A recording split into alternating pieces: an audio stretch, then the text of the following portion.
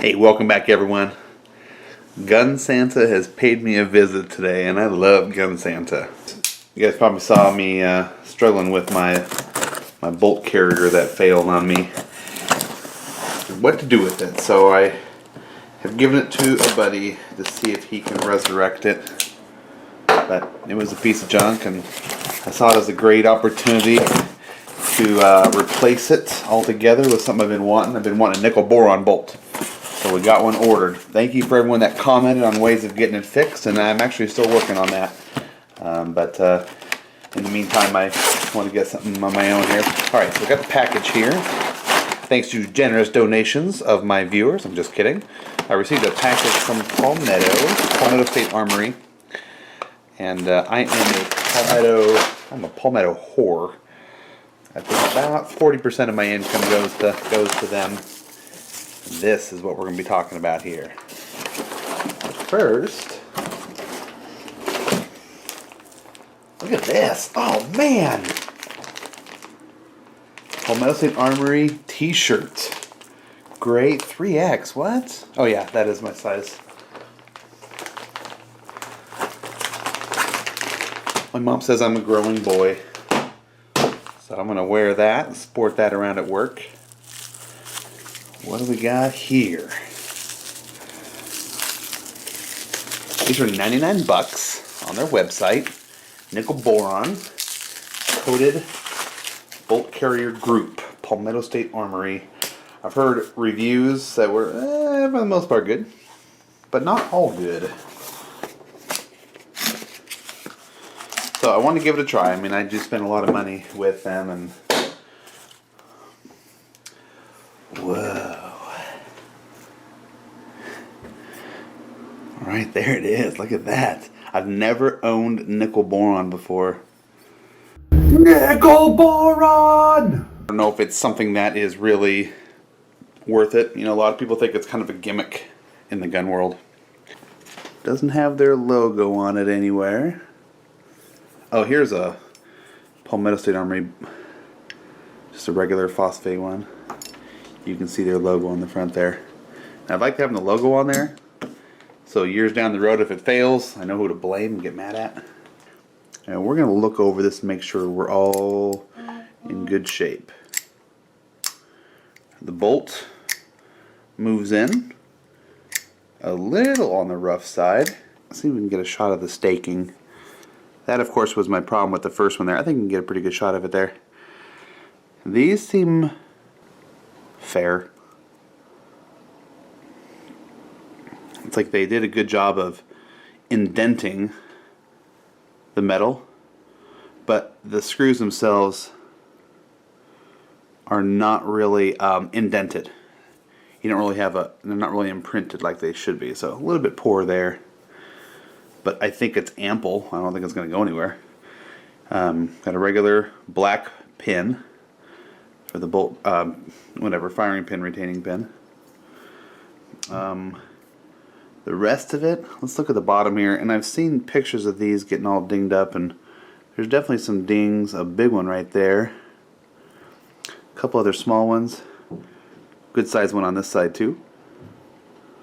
Looks like it gotten dropped. Some pretty big machining marks actually on the inside of the bolt carrier. I've heard about this nickel boron chipping a lot on the Palmetto State bolts. Of course, I've heard that on other bolts too. And we're going to run some tests on it to kind of check the fit and the tolerances.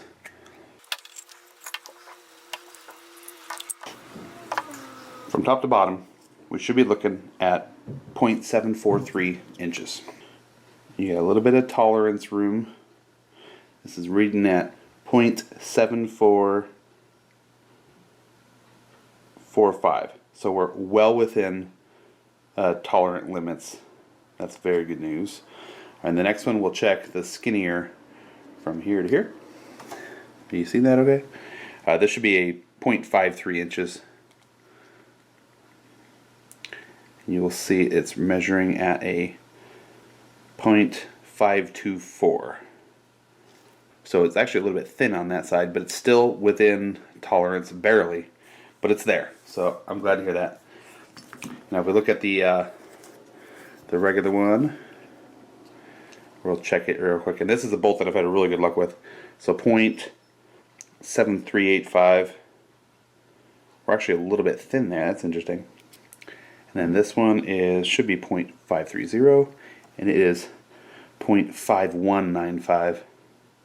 So that is both under tolerances of what it should be. These are, you know, the mil-spec guidelines set up by Eugene Stoner. These are like 45-year-old guidelines for an M16 bolt. But I want to focus more on the nickel boron here. It's actually fitting better. All right, and then our gas key. This one's going to be hard to get an exact from end to end. You should be looking at a 1.26. I'm not going to be able to get right on it just because it's at a slope. But that's 1.27. Actually, if I bring it down there, it's actually exactly 1.26. So we're right on with our gas key. That's the right length from end till it hits the slope. And then the bolt itself. We're going to check it here. So from skinny end to top, we should be looking at 0.859 with a 0.004 tolerance, plus or minus 0.825, and that's quite a bit lower than what it should be. So the reason why we check the tolerances on the nickel boron is because you want to make sure it's where it should be. Sometimes, you know, people complain that the Palmetto bolts fit a little bit tight. I'm certainly not going to think this is going to fit too tight. I think it's going to fit just fine.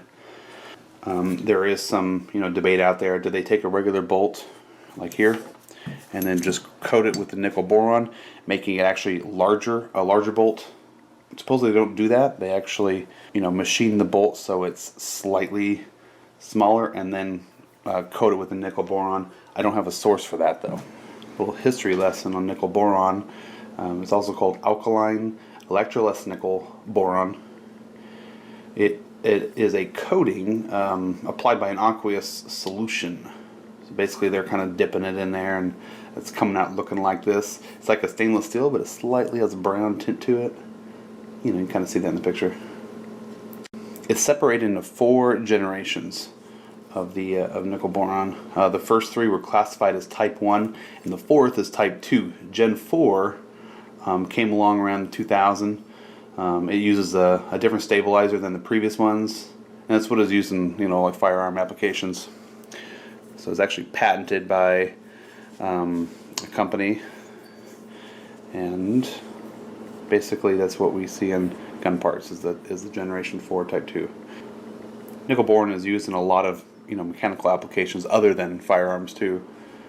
When you have a lot of surface-to-surface friction, it provides less drag, reduced wear, and actually less heat because the nickel boron has increased surface area to dissipate heat faster.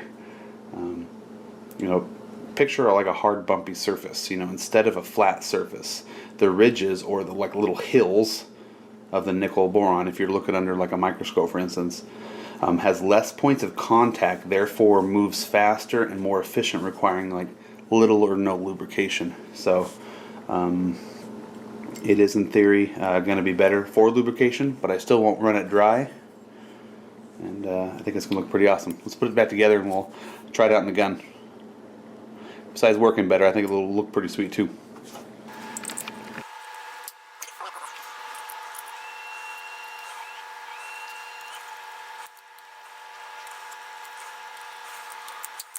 Alright, let's give it a fit here.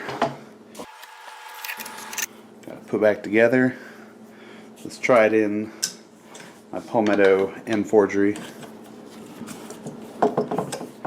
My AR that started it all.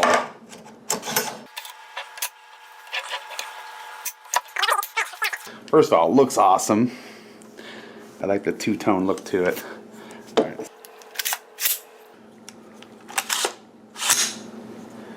I think we're there. If this thing is a piece of crap, I'll make another video to show it. Thanks for watching. Don't forget to subscribe and like and leave your hate comments. Appreciate you watching.